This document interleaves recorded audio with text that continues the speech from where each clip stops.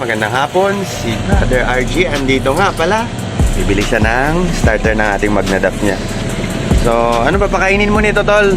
Mga gabi pa po. Gapi at molly. Sige, so ayan nga, no?